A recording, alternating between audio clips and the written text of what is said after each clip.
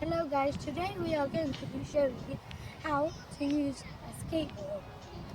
So if you think this your right leg is more comfortable to put your right leg on. And if you want to know what it's called the goofy foot.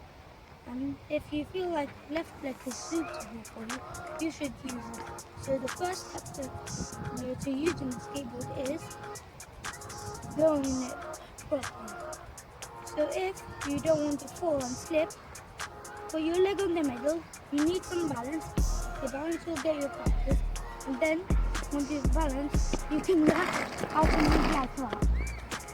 And the second step is, if you want to put both of your legs on like that, you will need some more practice.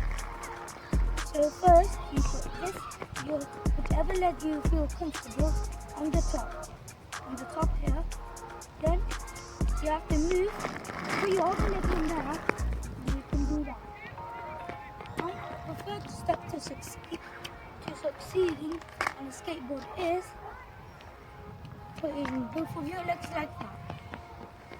And the way to do that, zoom into my legs, is